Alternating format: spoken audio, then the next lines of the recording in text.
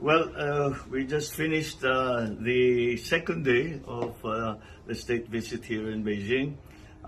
We started the day with a meeting with the chairman of the People's Congress, and again, we had a very fruitful exchange of ideas and a beginnings of a plan for moving forward. After that, I met with the Premier Lee, who I had met before in Cambodia, and we continued the discussions that we began there, which were essentially about the strengthening again of relationships between China and the Philippines.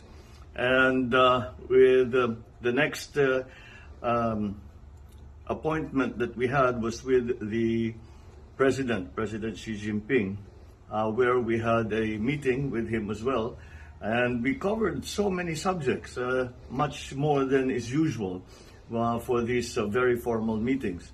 We talked about the trade imbalance between our country and China, and what we can do to remedy this.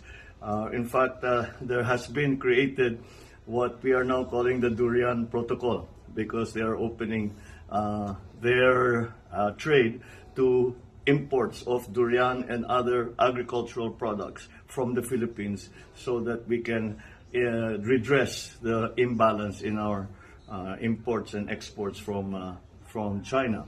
On the political front, we also discussed what we can do to move forward to avoid any possible mistakes, misunderstandings that could trigger a bigger problem than what we already have. And I was very clear in trying to talk about the plight of our fishermen. And the President promised that we would find a compromise and find a solution that will be beneficial, so that our fishermen might be able to fish again in their natural fishing grounds. So that is some of the aspect. And then we talked about the renewable energy, even traditional energy we talked about. Of course, people-to-people relationships, tourism, cultural exchanges, educational exchanges. We spoke about the infrastructure and the continuing acceleration of investment by the Chinese government and Chinese corporations in the infrastructure development in the Philippines. There was even an offer of a so-called soft infrastructure in terms of the digitalization of our bureaucracy, our government, and the connectivity to our people. So it has been a very wide-ranging discussion, and we talked at great length towards the end about climate change, because we are all very much in agreement. All the leaders that I have spoken to thus far are very much in agreement that this is a subject that we cannot leave alone, or it will come back to haunt us in the future if we do not prepare. So again, we said that we should come into partnership, so that whatever experience we in the Philippines have, we can impart to them, the Chinese, and what China has experienced, they can also help us with the transfer of technology and the different strategies for the move to renewable energy. So it really, in the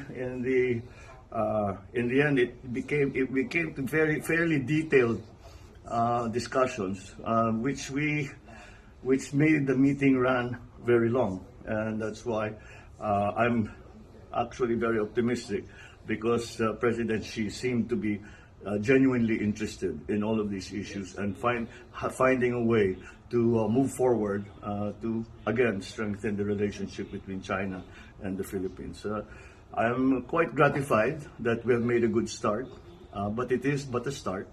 And I have instructed our diplomats, our chief diplomat, the Secretary of Foreign Affairs, Secretary Ricky Manalo, and our ambassador here to pursue the subjects that we had discussed, and to make sure that they do not remain in the wind, but will actually come to fruition, so that the effects will be felt by both our people, by both China and both the Philippines, and both our peoples, to mutual benefit.